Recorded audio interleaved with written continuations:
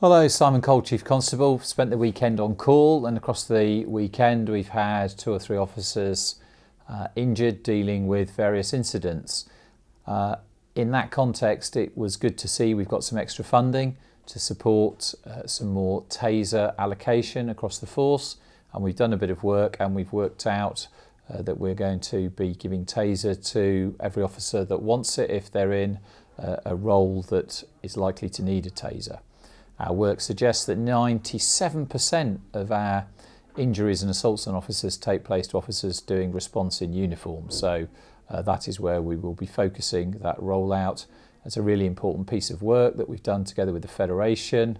And we've also done a public poll which shows that over 90% of the public think that we should have tasers because, of course, whilst the discussion tends to be about them protecting police officers, they also protect the public. And allow us to deal with incidents involving the public more effectively. We now know from our research that incidents at which members of the public are detained using a taser, they are less likely to get injured than if we don't use a taser. So it's a big decision for the force. It's one we've thought about very carefully, but there will be more tasers coming and some funding from the government to do so. Some other things along the way. If you want to report things to us, you can still call 101 or 999 in an emergency, of course. But the online options are growing and increasing, and they're being used more and more. If you did call 101, you might get to speak to someone like Andrea Gins, who is our national nominee for some awards for her work in contact management. She won our award last year. She's now nominated for the national award going forwards. We're also still recruiting.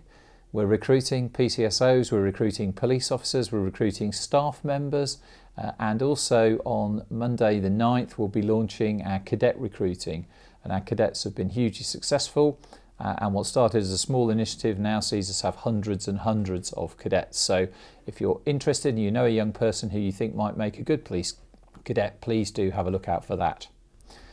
Last week was a significant week because we saw over 100 years of sentencing given to people from what I would call op clubmen.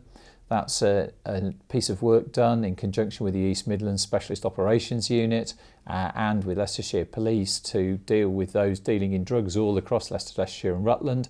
Over 100 years of sentencing given out, a really, really significant piece of work. And finally, I'm looking forward this week to an event on Friday with our partners at the University of Leicester, where we'll be talking about 35 years since DNA testing was used in the criminal world. And for us, that probably is one of the most significant moments in our history and arguably in the history of policing worldwide. So thank you to the University of Leicester and Professor Turi King for her work to support that.